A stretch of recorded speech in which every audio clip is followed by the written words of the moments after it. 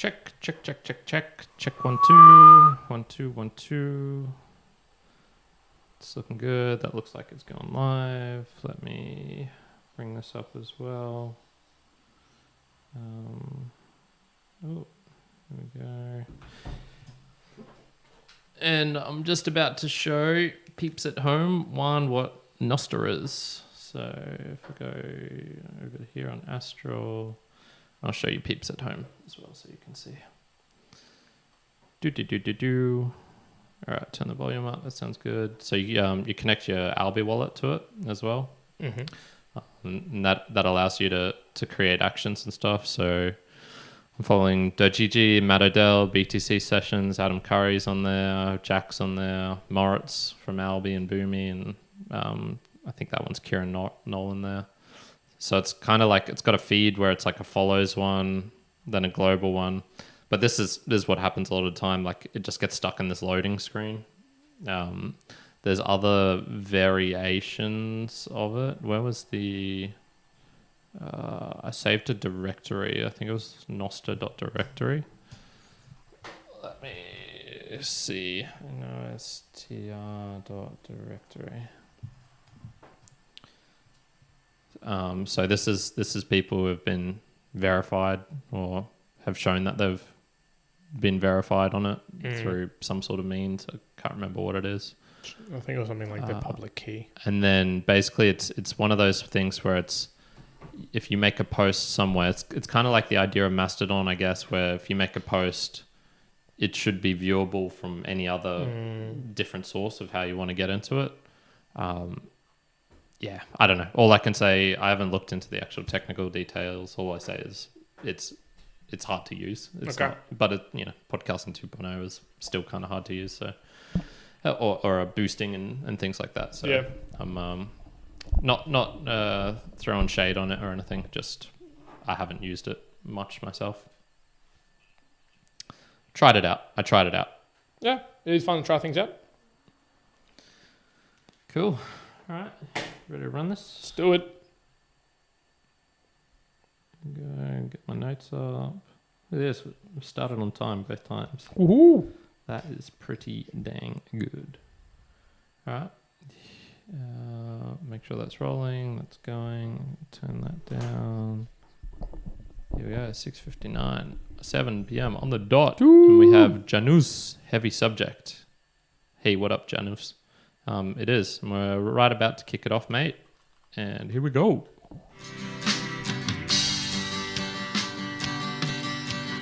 We all can be mortals. Welcome back, Mere Mortalites. We've got Musings tonight. We are live for those who are joining us at 7 p.m. Eastern Standard Time here in Brisbane, Australia.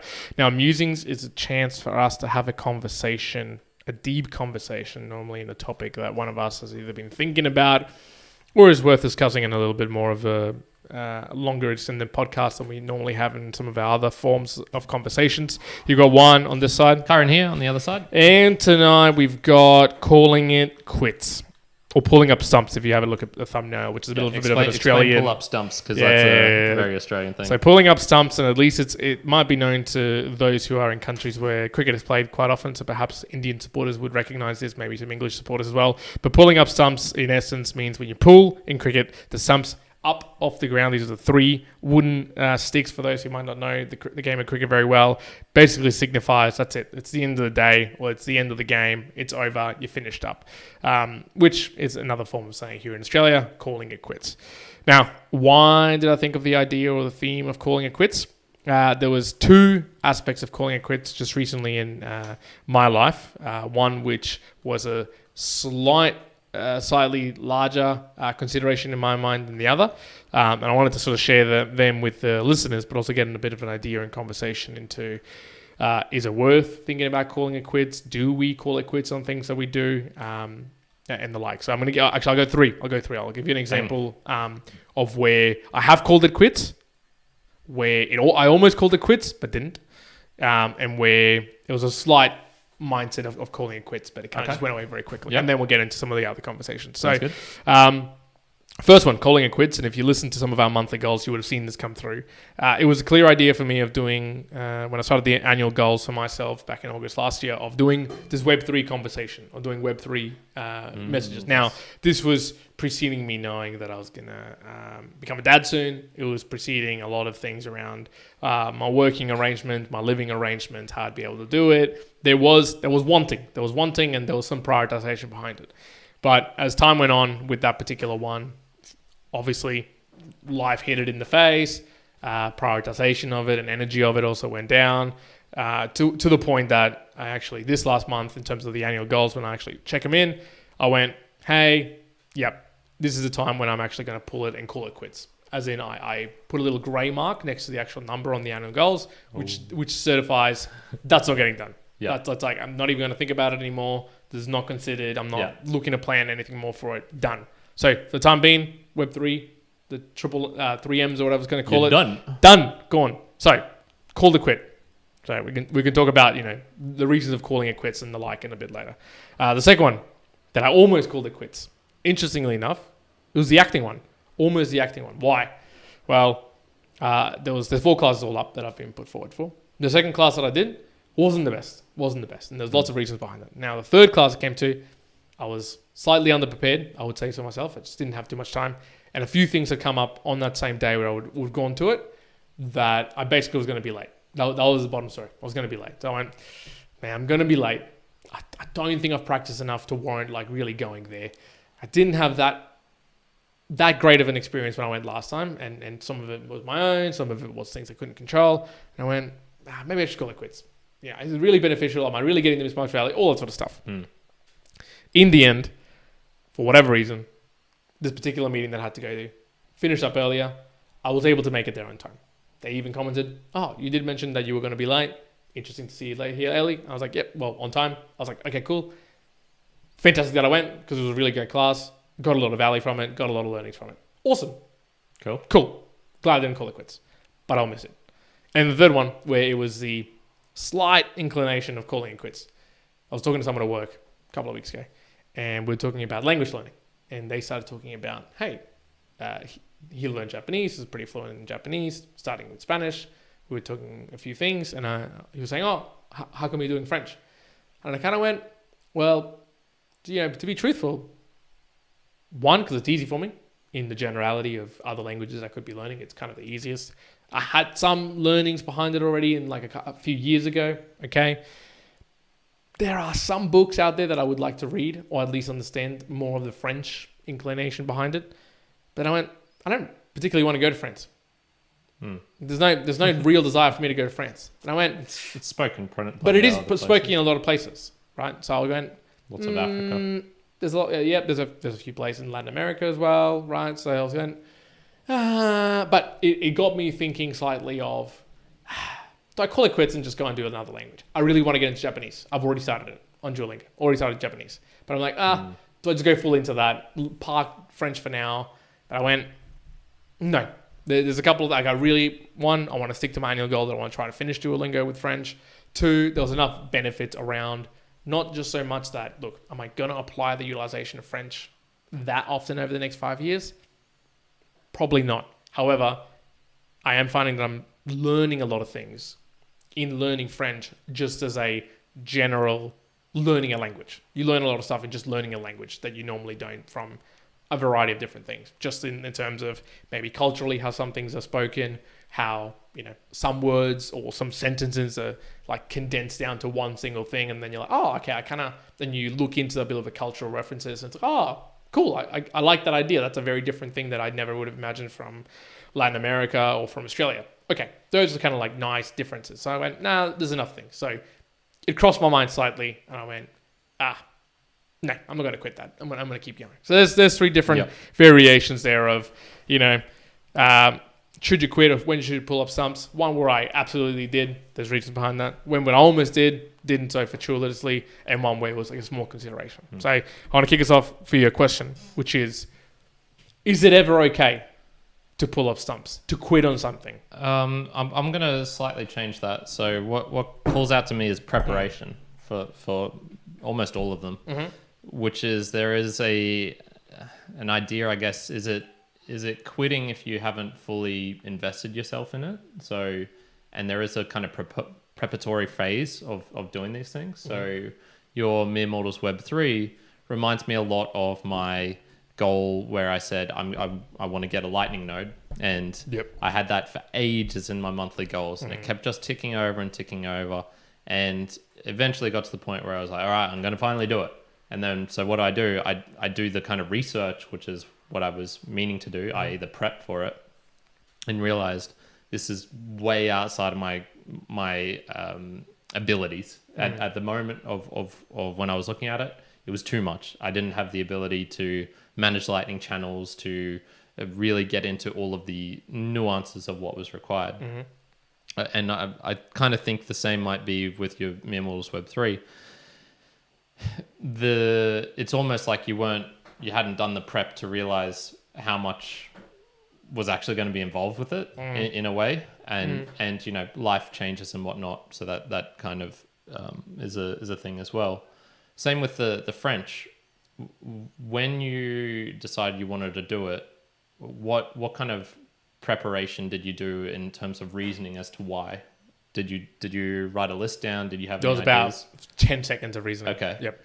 Before I started German, I probably put in a solid 2 hours of thinking of why I actually want to do it. And I've got a book somewhere written down with, I think there's about 20 points on it, of ranging from absolute minutiae of I wanted to learn it because I think it sounds fucking gangster and is cool, to this will actually help me on, help my brain make connections which weren't previously there before, plasticity, those sorts of things, learning, opening myself up to new experiences in the world, etc., etc.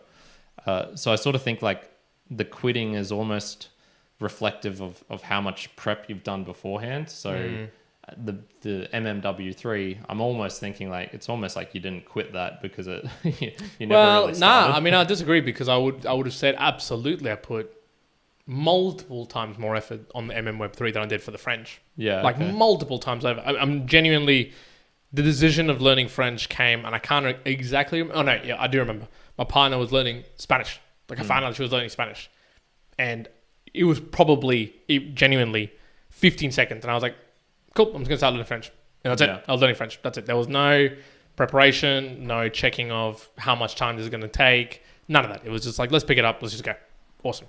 Whereas with Web3, I did look into it quite a bit in terms of what are people doing, what are some of the things that's needed. I have like a book with 7-8 pages worth of detail of this is what the first one would be. This is how I would lay it out. This is sort of what I want to talk about. This is the angles I want to do with the cameras. This is the clips I want to do. So there's a lot of preparatory. Gotcha. I created the full intro for it, all that sort of stuff. Okay, I didn't think you'd done that much. I've done all that. So I probably, not 20 hours, probably like 4 or 5 hours worth of effort of preparatory. But still, it was for whatever reason, we can get into it. I quit. I was like, pull stumps. Let's go. That's not needed.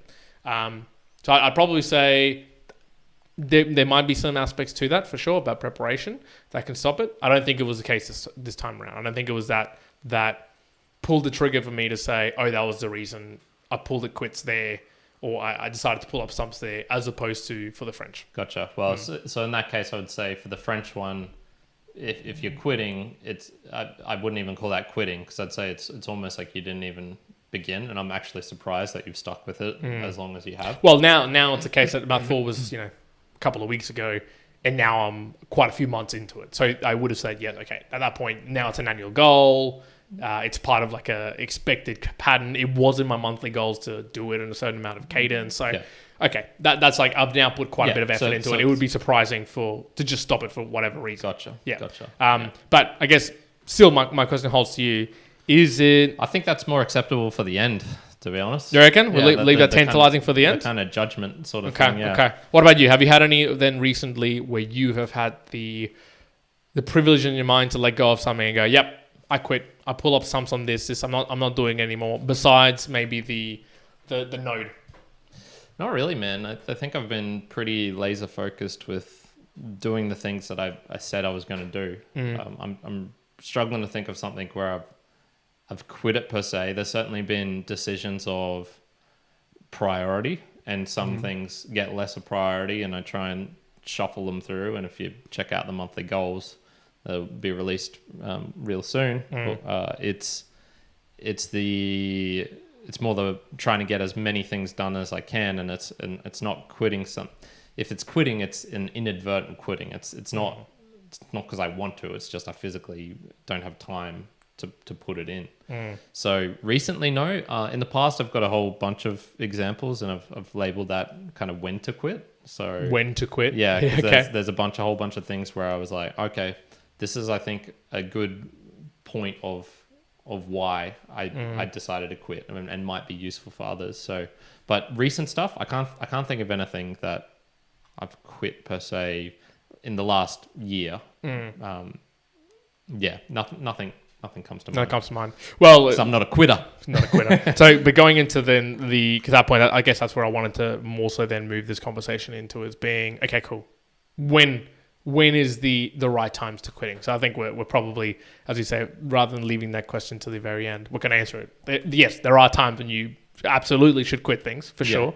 The thoughts is when.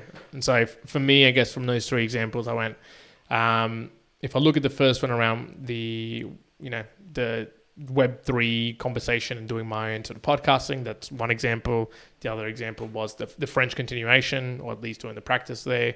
And then that middle one where it's kind of almost did it, but fortuitously went to it, was the acting class. But for me, I went, okay, from all of those, it's more so, it's less time management. It's less time management for me at the moment, where I kind of do have ample time for a lot of things to be done. In my day-to-day life, I've got quite a bit of fat to do things. So if I really needed to on a day, I can find a couple of hours here that I'm using for extra things that I don't particularly have to be going so hard. You know, maybe some days I might be able to read for 3 hours, practice for an hour. Fucking get a job one. Yeah. That's what happens when you have too much of a good job. But for me, it's the quality of, okay, not so much time, but energy management in particular for things to quit. And so when I went, okay, in French, yes, it's taking it's energy, but the energy in itself is good. It's a valuable thing. And so I was able to list really quickly why, in my mind, I should continue. So even though there was a momentary thought or a position put forward as to maybe why I shouldn't continue it, that conversation in my mind, whether I knew it or not, was more aligned to, okay, from an energy perspective, energy management, is this positive, neutral, or negative? And for me, it was, at any point in time, it's either neutral or positive, in the sense that is it taking a lot of energy from my day? Not really. Just before we did this podcast today and the one we did previously, I just jumped in and did 2 lessons for it, and I can practice in many other ways. Doesn't take much of energy for me to get into it. I can get into the headspace really quickly. Easy, cool. So that conversation there for me was easy. Don't have to get rid of it. I can keep on going, and energy management's fine. When it comes to the acting one, okay, that one was a slight more debate, because I went, okay, this is taking a significant amount of energy, in the sense there's prep work, there's stress and anxiety and thinking about things outside of the prep work. There's the energy that I'm expending to get to the actual event. It's taken away from other things that I'm wanting to be doing. So, okay, that one's all right. Now that's talking about quite a bit of energy investment that I'm putting into it in place. And it just, well, again, fortuitously, I was able to go to this particular event, but it also just pushed over the line in that, looking at the energy that I was spending, I went, there's enough learnings that I'm getting here. There's enough. Is that one different just because it's so time bounded though? Because you're only going to 4, right? Only 4. Well, as in, yes, it is time bounded that I'm only doing 4 things, but I was already considering I'm not going to go to the last 2. Basically, that was kind of like the conversation in my mind. Gotcha. I don't need to go. Not so much the time, not so much, and this is the key thing in my mind. It wasn't. I had the time for sure. Like if I wasn't going to do that, I could have gone home and spent all that time extra in hours or do whatever else I wanted to do. But I went, no, the energy that it's taking me to do this is significant enough that it needs to be considered. However, there's a lot of valuable positives that I'm getting out of it in other ways, that whether I realized it then or not, I realized it later. But if even thinking about it now in a more neutral way, I go, okay, yeah, there's enough. There's enough of that balance for me that the energy being expended is enough. Then kept the Web3 one for me. So I went, okay, there's a ton load of energy that I'm putting into this. And, we've talked about it on the podcast. We don't even talk that much now in cryptocurrency or crypto in general or Bitcoin or Ethereum or NFTs in the podcast. We're still involved in the space, right? We're still playing around in it. But I went, one, to keep up to date with everything that's going is a humongous amount of effort. Like, it's a lot of energy that you have to expend to be up to date with it, with the things that you want to talk about, to keep into the rhythm of things. And even me getting into the foundational things that I wanted to talk about or the ideas I wanted to talk about, I went, yeah, that's a lot of energy. So that's one aspect. Two, just the energy to create such podcasts on a continual basis. I was like, okay, that's good. That's a significant investment, which at the beginning, look, I was like, oh, I want to do this for a lot of learning aspects. But for me, the kilter was, okay, that now came against a front of, there's a lot of energy I could be spending there, or there's some new priorities in life that have come up that, okay, that's more where I want to be spending energy, that I want to be either stressing or thinking about things or finding out about things that I went, I think underlying all of this was my wanting to learn more about Web3 and other possibilities around the ecosystem, that I went, I don't have to be doing it that way. Yes, it would have been good in a way to get the message out, introduce new audiences to our podcasts and other things that we're creating. But I went, no, I can almost do the underlying thing that I want to achieve in other ways, and that particular way is going to be too much energy for what I can actually expend on it. So for me, I went, yeah, if I had to think about the ways of those three examples that I can think about when to quit or when not to quit, the primary thing that comes to mind would be, okay, energy thoughts, at least in my mind. Although it's not something that I would look at in the moment. Like, I'm not thinking about it in the moment. However, one of the reasons I want to talk about it now was for the future, or for you, Mere Mortalites, if you have this idea, what are the thought processes that can go through your mind as to decide when is the right time to quit, or when you're just being an absolute, pushover and like, no, you need to keep going here. You need to keep going. Well, these were my ones that I wrote down. So when to quit. If it makes you anxious and drains you, so that's energy pretty much right there. So for me, these were things like playing drums in the school band. I used to get very anxious, and I'd have to wake up earlier in the mornings, and it would start my day off shit. I hated it. I really didn't enjoy it. If it's not providing any noticeable benefit, so these for me, these things are taking vitamins, or when I used to do the Wim Hof method, I did it, but I didn't see any particular benefits from that. And so I was going, well, is there any point in doing this? That's a dangerous one, though. That is a dangerous one. I think, well, let me get through these and then we'll go back to that. If you're doing it for other people, so for me, this is kind of almost like the 9-to-5 job, which I quit. It got to the point where I was going, well, what am I actually here for? One of the reasons was I was going to quit, and then my boss asked me, can you please just wait until December or after December because Christmas period's super busy. He was going to keep doing that no matter what. Sure. that was going to keep happening. And so I did extend it out a little bit in lieu of that, but it got to I extended it because that, but I was still going to quit just because I didn't need the money. What was I working for? And I didn't have a good reason as to why I was there working. Another one is when you can look at yourself in the mirror and know that you gave it all. So this is more related to, I suppose, like sport type things, or ones which have a real outcome. And in this case, I would say you have to make that decision before the final outcome. So if it's the grand final and you can look in yourself in the mirror the day before and say, no matter what happens, I gave it my all, that I think is acceptable. And if a bad outcome occurs because of that, then you can go, yeah, that's fine. I'm going to quit doing this. That I literally gave it my all, even though the outcome didn't go in the way that I hoped it would. And then my final one was, if you really suck at it. Yeah. So if it's just something that is a completely not innate talent, I get, if you're starting something up and it's you're doing it because you suck at it, it's trying to cover a weakness that you have. But I think if there's a point, I met, fun little story here. So this girl I met and kind of went on a date with, she was saying she'd been dancing for ages. She was doing all, had used to done this type of dance style when she was younger. Yeah, probably. Who knows? I don't think I ever mentioned that I did a podcast because she was fucking a dodgy date. Went to call it quits of talking to this girl. Yeah. And it just got to the point where I was like, you've claimed to have done all this dancing over the years. You're just not that good at it. I'm sorry. Yeah.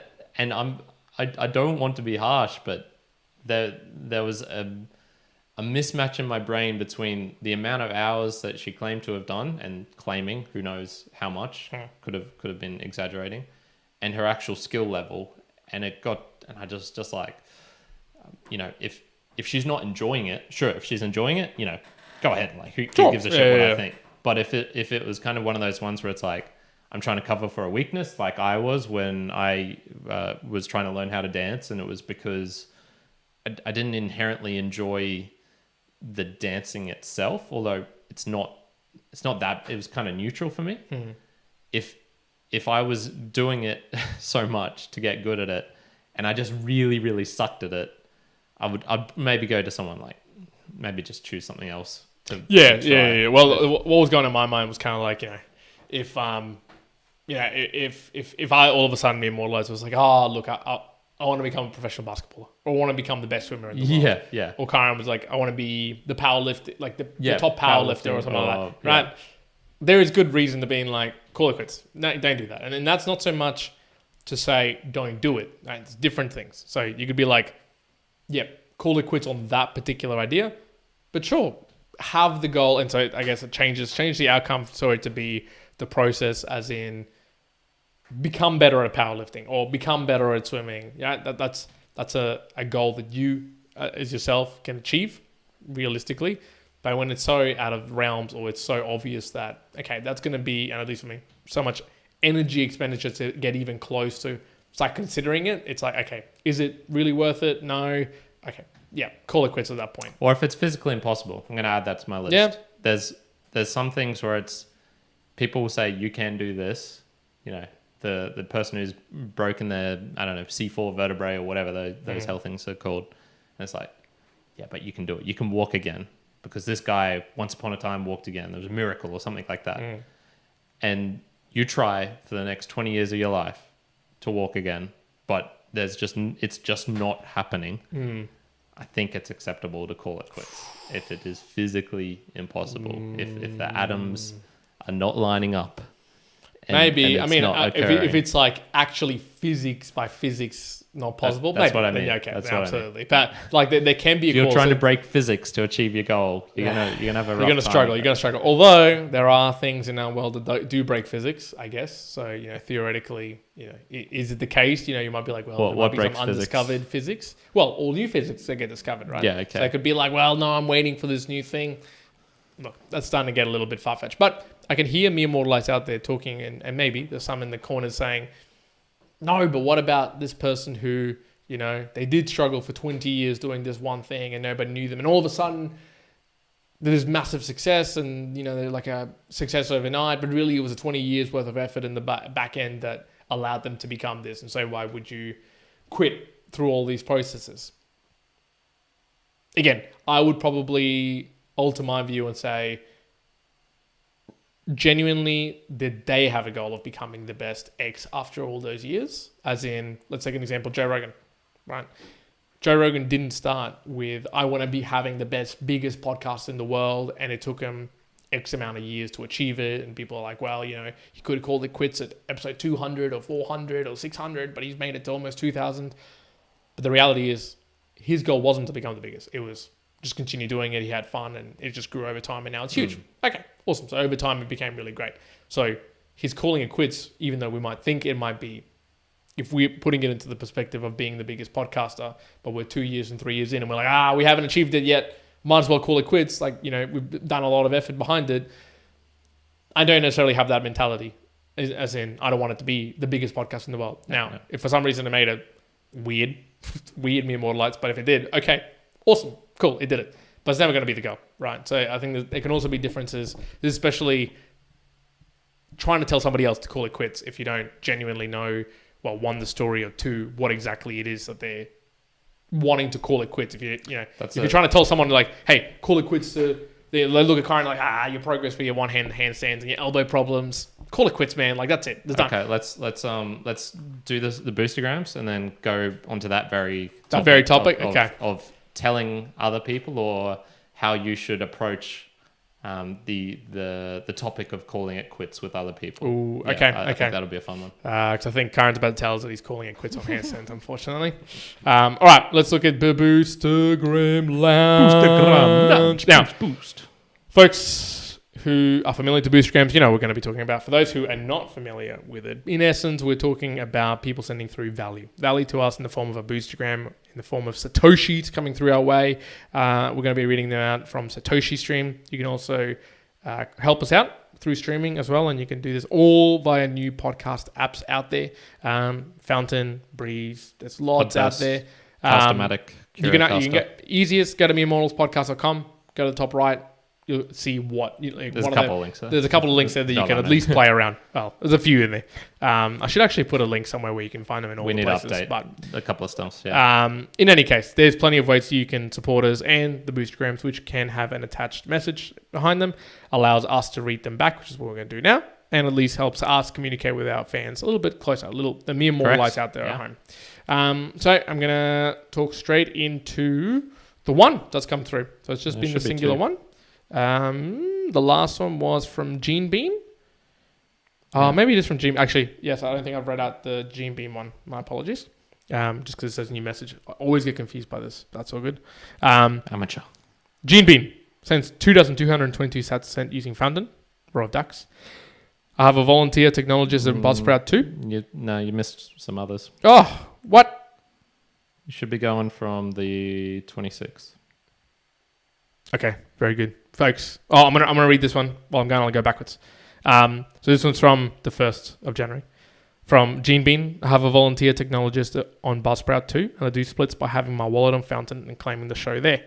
It isn't ideal, but as soon as an episode is live, I can go into it and add the split for my guest. Naturally, you can also do show level splits. I do wish there was an API to set the splits though, so I could do it programmatically. Yeah, so what he's talking about there is how I was lamenting the other week where I couldn't add splits to others with our current setup. I have done this before with Fountain. The trade-off with Fountain, though, is export data. They don't have it. So getting that is extremely labor-intensive because you have to write it down individually. And then you also don't have access to these things. So I can't, it's not the worst thing in the world, but it's nice to have these automatic type ones set up. So in the future, yes, I'm imagining functionality all around the place and whatnot, but we're still stuck in the early days. Early days. So thank you very much for that message there, Gene Bean. Cheers, Gene Bean. Go back, because you're correct. We did miss Dave Jones' message, the weekly boost for the Mere Mortalite Nation. 12,112 sats sent using Cron. Rock solid. Dave, rock solid indeed. And then we've got another one by user 63630275399607746. 100 sats sent using Nice Podcast. Keep it going. Also known as a Mere Mortalite, and that'll be going into the Mere Mortalite chunk. Chunk indeed. Unless you want to change your name and accumulate some boost of your own and perhaps time. Get a shirt as well. Yeah. And then the final one coming through today from Petar. I think I get it now. Mere Mortals, Musings, Meanderings, all letter M words. Yeah, we love our 5,555 sats set using Fountain. Cheers, Peter. Absolutely, that's what it is. MEMS. And if you've noticed, there was Mere Mortal Moment, there was 3 M's, there was the Web3, correct. Triple M, or whatever else I was going to call it. Mere Mortal Moment now, which is what I do as well. So, there's plenty of M's being utilized, but we are free for sure to change the names at a whim status. So if you've got an idea, and again, Boostagrams or sending through comments is where we find it helpful. You can do so there, but appreciate the folks who have sent through some support for our little section here for the Boostagram Lounge. Yes. Appreciate it, folks. It helps to keep the show running, people. There's a lot of costs involved with this, just in terms of the software that we use, the hosting costs, things like that. Probably going to have to start looking at getting some new equipment just because stuff is starting to die. If you're looking at one, absolutely. Well, I'll be buying once I do have the space at home, which I do not just yet, but I'm imagining a few months. I'm going to be buying completely new stuff to set up at home. So I want to have my own mic, sort of little setup, background, so I can do big reviews in easiness, and an aircon, folks. Because it's warm in here, especially even in the winter. I want to put that aircon on. Help fun. Crank it up, 16 degrees. It's really not warm here during the winter. It's absolutely not. So let's get into the topic. No, we're not going to get into that just yet, because there's one piece that you skipped by that I still want to get back to, which is the benefit that you talked about for calling it quits on vitamins. Oh, yeah. You said vitamins. I just want to jump on this one because I just wanted to probe this a little bit around, should you really call it quits on something that you can't see on the short term that might be long term beneficial? How do you discern this? Because here that is a very clear one. Vitamins. Very rarely are you going to see the behavior change of the vitamin usage with a short term play. Very, very rarely. You might see it in utilization like magnesium, zinc, your sleeping patterns. But you're not like me. And most Mere Mortalites are not like me, that I'm probably looking at my data a little bit quite acutely. There is people out there who are looking at way more acutely. Go and check out Petar Instagram or anything that he does. He's looking at his stuff so detailed, it's ridiculous. But with vitamins or minerals or whatever you want to have in terms of extra usage than your normal supplementing beyond food, it's kind of hard to see in the day-to-day. Absolutely agree. But when to call it quits on something like that intake, I don't think it's as easy as to say, I ate vitamin C for a month, didn't really do any changes, or vitamin B3s, or vitamin D4s, or vitamin K2s, or whatever, when maybe the benefits actually come in the 42nd year when you're now starting to deteriorate, but thanks to continual takeage of that, it actually supports your immune system or something else, right? Or it's when you get attacked by a virus or something like that in the moment when your immune system is strong. Cool, that's when it benefits. Would you say otherwise though? Like what made you so quick to say, yep? This is relatively easy in my mind. For every one that you can come up with of that, I can find 10 of people saying you need to do the Wim Hof thing for life. That's where you're going to find the benefits. Yep. You need to do this thing for life. If you don't adopt a Christian mindset for life, you're not going to see the benefits of it.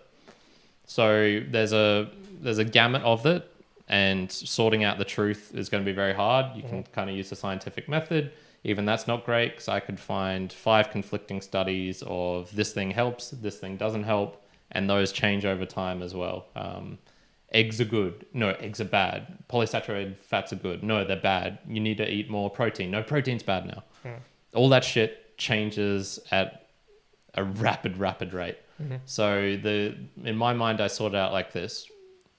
Is the pain that you're having at the moment worth it for the future? Because you do need to discount the future. There's no point planning and saving for myself at 120, because that's just so far away, and the nature of the world is so unpredictable that it gets like that. So for me, it's the longer that it takes for the benefits. So if you have to take these vitamins for 60 years to see the benefits of that, I think you can discount that really, really heavily.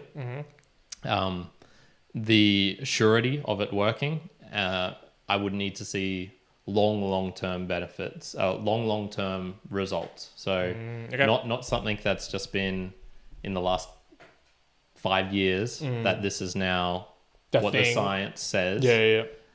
I'd want to see that it's been proven for 50 plus years that this thing is actually going to do it, which is the only way it makes sense, because if someone hasn't been taking for vitamins for 50 years, how can you say to me, yeah, you need to take vitamins for that 50-year time period for the benefits to come through? So that's kind of my first approach there of this. I guess what goes into my mind, so it's different to vitamins, but I believe it's the VO2 max. We could be wrong on what if it's VO2 max or something else, but I think it's VO2 max that Peter O'Tear and a few others have talked about, where you should try to have it. Now, obviously this is for a particular thing, so not everybody should have to do this, but it should be as high as possible, or you should be as strong as possible, like you're 30 years old, 40 years old, as much as possible, because from then on it's just deteriorating. Like, you're basically just fighting against biology for it to degrade. And the essence is, if let's say by 80 years old you want to have the ability to do this sort of function of movement or walking or running or jogging or bicycling or cycling, whatever it may be, you need to have a certain amount of VO2 or capability within your body. And roughly, we know biologically we degrade by about this much percentage, which means that by 30, 40 years old, you need to be like at this level of fitness or insert your valley. Now, even with that knowledge, I think in the same way that you say, if you go, should I get really good at my running and VO2 capacity and max threshold and whatever else over the next 2-3 years and put a real big effort, or should I call it quits on that and just focus on handstands because they're more fun, right? So even if you can see it in the future, it's like, oh, actually, doing this thing will be better for me, right? If I was to say that to you, would you go, okay, that might, and now, again, this comes down to personal preference. If you care for that, find more enjoyment doing other things. But if you were doing, let's just say, swimming, and you got given that information, would it make it the same to call it quits? Harder to call it quits because you know the future benefit? If someone, so again, if you were taking vitamin C, if someone gave you that exact data, let's just say that said, if you take vitamin C from now until you're 40 years old, it'll help you when you're 110 because your eyesight will be 10% better by then because of deterioration or whatever. Yeah. Would that extra data go, okay, that makes it harder to quit? Or you'd go, still in the short term, it's not enough. It still, I suppose, comes down to ultimately let's take it out to the broadest possible. You want to live the best life possible, right? I guess that's the way of looking at it.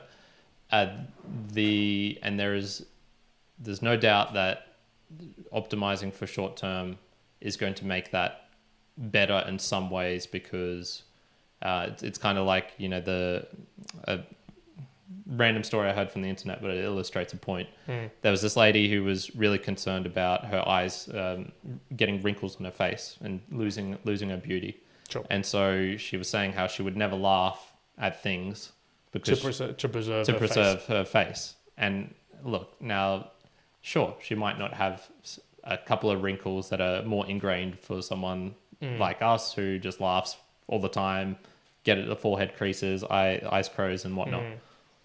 But you're sacrificing a lot.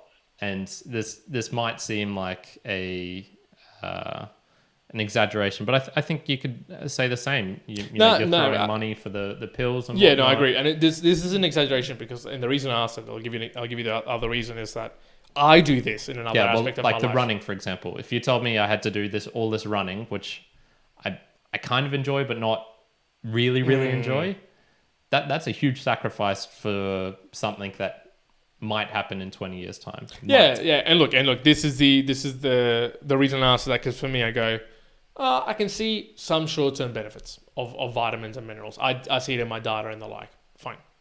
I'm not necessarily looking at the long term, for sure. Not that much. Like there's an idea in my mind, but it's fluttery. But if I didn't really have the data in the short term, I also would probably be like, okay, why would I be doing that really? But then on the inverse side of, for, let's take a David Sinclair. This is for like extended living and living longer and pulling back your biological clock compared to your chronological clock and all this sort of stuff. You read about him and there's some of the things that I agree, right? In the sense of, hey, you want to lead a longer, healthier lifestyle or life in general. Hey, you should try to do some sort of fasting to bring about autophagy and the like. Okay, cool. Tick. I'm happy with that. Cool. I'm not going to call it quits. I do agree that. And then he goes, he's vegetarian. Okay, well, I'm not going to call it quits on meat just yet because I do enjoy it. There's a lot of benefits behind it. But if you look into it as well, one of the things they talk about is, hey, if you want to live longer or lead a healthier life, you shouldn't have too much muscle. And I go, well, I'm not going to call it quits on gym, right? Like no matter if genuinely, probably from being too muscular, there is relative compensation to say your heart will beat faster or you need more blood to pump through all your body, which means that you won't particularly live as long or else. For me, I go, oh, well, I'm not going to call it quits on gym anyways because I just really enjoy that. And the aspect of enjoyment based on that isn't enough to make me not do it. So I can see it in the opposite ways where it's like, even if you know that not doing as much is better for particular reasons, there's a lot of joy in it now that I'm like, oh, well, I wouldn't call it quits regardless. So, and again, you can find it in other things where it's like, also don't call it quits on things where it's just like, there's joys and almost not any rationale behind doing it. But if there's benefit in the weirdness or the uniqueness behind it, I still would recommend, continue doing it, right? Some people might have said that about us doing the podcast at 3 months' time. Some people would say it about, doing nice things for people who no one ever gets to hear or talks about. And it's like, yeah, but if you found a lot of joy in it, then you shouldn't quit that sort of stuff. Still do it. My default, I think, my rule of thumb is there's so many things out there. It's probably better to quit more things than you start up because you don't have time. So you're going to have to. Like there's life is all about trade-offs, and if you're not freeing up the time to be able to at least experience those trade-offs, you're probably going to be limiting yourself in some ways for sure. Yep, agree. There's a couple of chat comments I wanted to actually get through here. So we got Janusz. I'm pretty sure that's like a Polish name. You're saying vitamin D for sure. Vitamin D supplement takes 2-3 weeks to be metabolized into usable form. So when I'm thinking short term as well, I'm thinking more by the minute. 2 to 3 minutes. 2 to 3 minutes. 2 to 3 minutes for Kyrin. 2 to 3 months. 2 to 3 months. So yeah, just to clear that up, it's not like I'm saying, I take one pill and I expect my skin to. Can you remember what the last supplement you took was? Yeah, sure. I've been taking some zinc recently and some fish oil. Fish oil, I'm not sure it's doing that much for me. What are you taking fish oil for?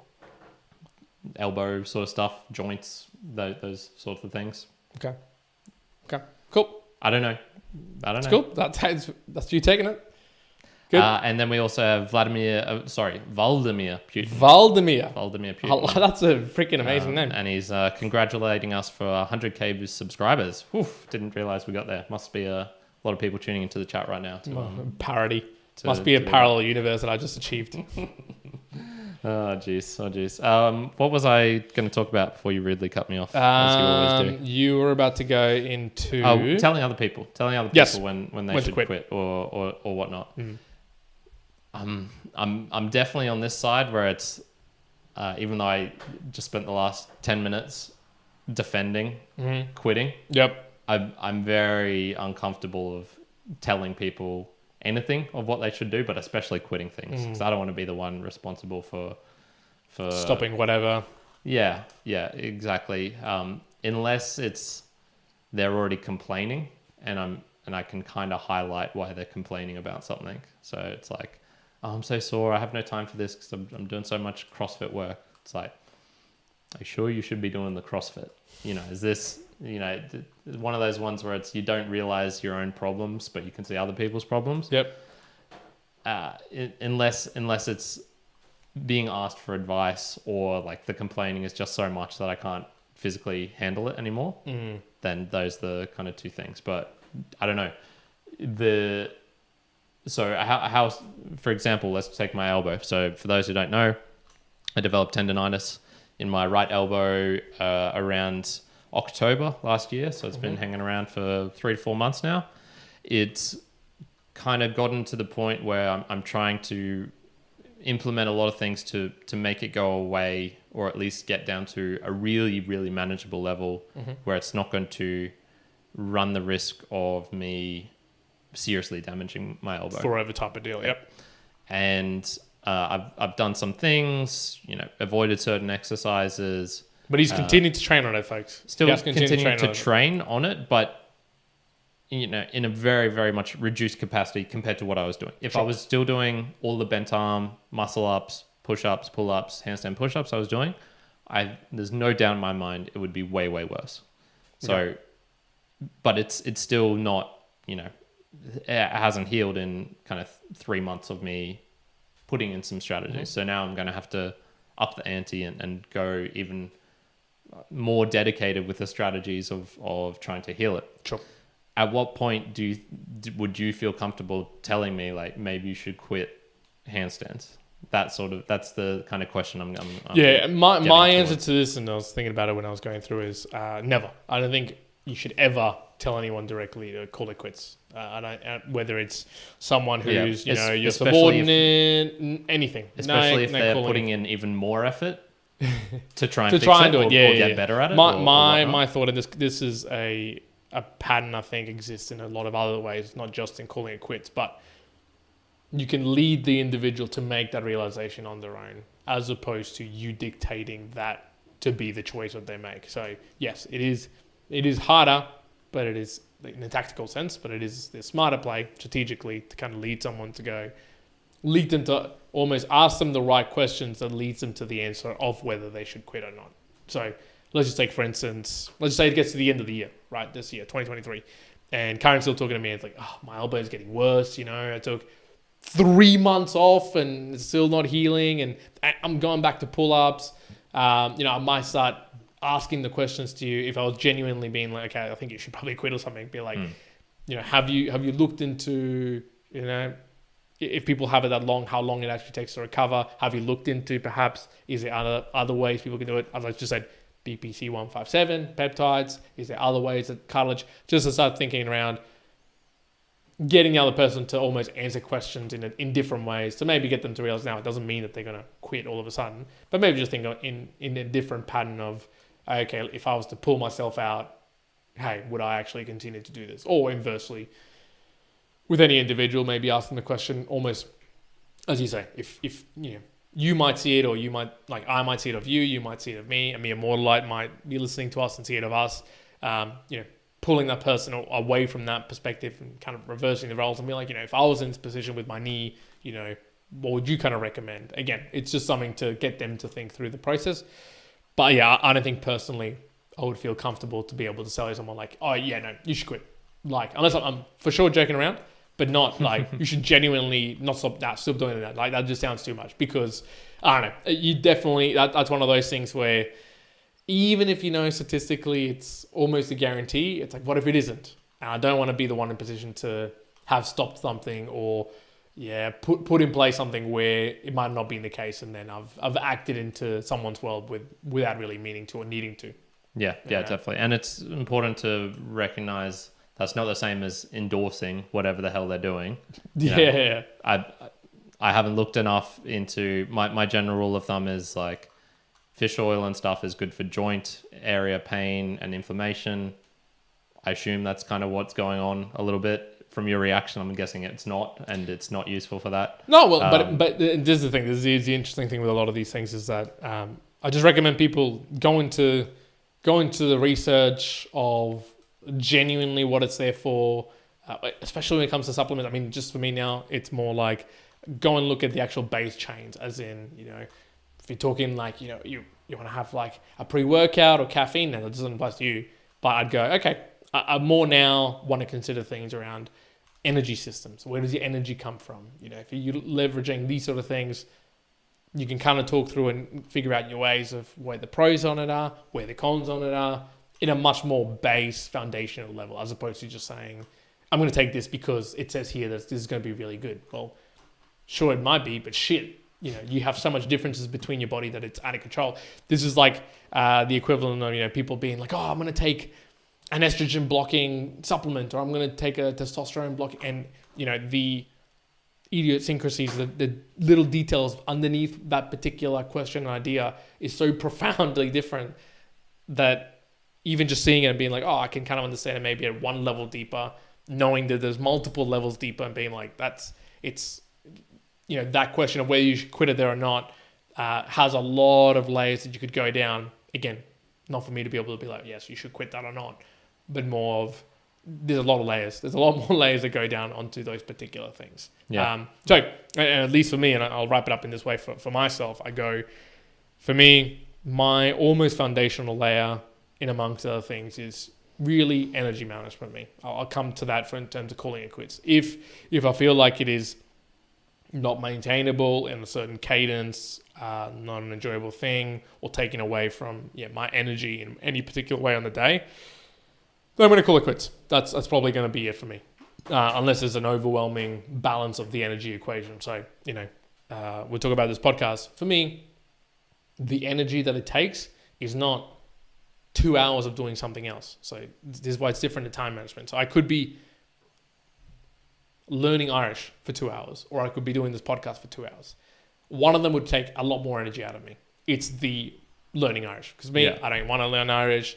There's no real entertainment behind me for that. I don't really know much about it. Mandatory drinking. It's mandatory drinking, all this sort of stuff, right? But the two of them take 2 hours, but one of them sucks more of the energy, or at least from a, if I'm looking at it a bit of a scale, I think it takes away more of the energy that I'm getting from the energy. But this podcast, even though there's more prep beforehand and then the 2 hours of doing it, there's energy that I get behind it. There's questions that I get answered. There's more things that I come out of it. So there's a lot of... I come out of it neutral, which is pretty surprising to me. Exactly. It can be how much talking. Exactly. So it can be like very neutral. Whereas maybe talking for 2 hours somewhere else, drained. Drained. And not to say we don't come out drained, like we are tired. But it's on the balance, neutral from an energy intake. So for me, I go, that's a really good idea for me to see where to quit certain things as well. And this might apply one day for me in lifting or fitness or something else. If I start going like this is taking more energy for whatever reason. Now that would have to be a giant shift because there's a lot of chemical things that I just really enjoy about it and like a whole host of things. But maybe let's change to like strongman workouts. If I started doing strongman workouts, I could also potentially see in the future a point where it's like, okay, that's enough. I got to call it quits because there's not all these extra benefits that I'm getting from it. In a particular way. Sure, it could go the other way, but that's like one example that I could see where I would have to be like, I could see with eventually energy balance wise, I'd go, yeah, cool. I'm going to not tackle that anymore. All about the energy. Okay. All about the energy. Mine's pretty much, it's a hedging one almost where it's not actually that black and white most of the time. There is, if you're changing things up because of priorities, I don't call that quitting. If you're deciding to just shelve it for now, I don't call that quitting either. I haven't done yoga in a dedicated weekly fashion for, I don't know, 7 years or something like that. That doesn't feel to me like I quit yoga because I still go to a class every now and then, and I might do it in the future. It's just simply I do other stuff instead.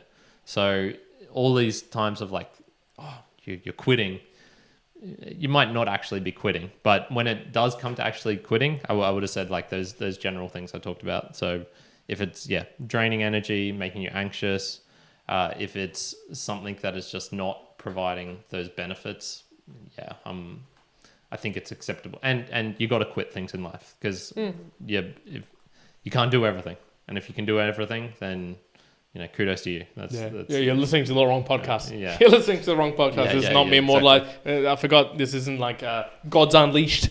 This is the Mere Mortal podcast face. God's Unleashed. So, anything else? No, the other last one here was we've got Niraj Bisht, and he says in all caps, "Bro, tell me about how to be focused on a particular things." Pray emoji. Tell him, Juan. How do you focus on particular things? Niraj. I'm going to tell you a little secret. So to be focused on one particular thing, and one thing only I'm going to focus in right now is Boostagrams. Boostagrams flex. So let's focus in on Boostagrams. That's how you can provide some value back to us here at the Mere Mortals. So as this fine gentleman has said, how can you focus in on us, the two of us, the Mere Mortals here? Well, Mere Mortalites, you can send us through a Boostagram. You can stream through some Satoshis utilizing the new podcast apps that are out there. Again, we've talked about these Fountain, Breeze, Castomatic. Go check out some of the interviews that Kyrin has done with Oscar, just as recent if you want to get some ideas of it. All the three that have been so far. You can check out the Valley for Valley podcast as well. There's plenty there in terms of how it utilizes it. But in generality, focus in on the value giving to us through those channels. That's how we ask it. We're not asking you to send us money via advertising, via Patreon, via send us some cash in the mail. We don't need it. Fuck that. Send it through Boostagram. Send it through in the ways that we're asking you to do it. We're telling you to get involved now before the avalanche comes of everyone participating, and then we won't be able to read your Boostagram. There'll be so many. We'll be like, man, it's got to be 1 million up that we only ask. If it's 1 million minimum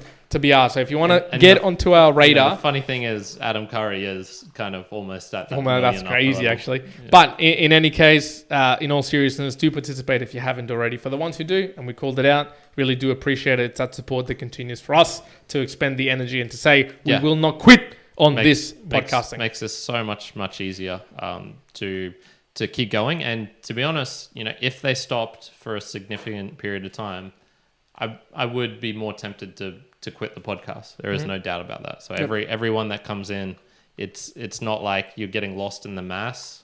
At least at this stage, it's like, holy shit, another Boostagram. Like, that's fucking awesome. It is good. Yeah. Now, don't test Kyrin here. Don't stop sending us Boostagrams for 17 months just to see if we'll do it. We will. But no. Change his 2 to 3 months. That was my... that's the max. That's exactly. The max you can go without.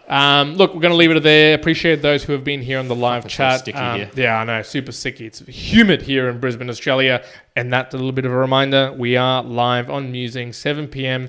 Brisbane, Eastern Standard Time. If you ever want to join us live, if not, you'll have to wait for the podcast to come out a little bit later. So if you're listening to this later down the track and you're like, what the hell, I could listen to this earlier.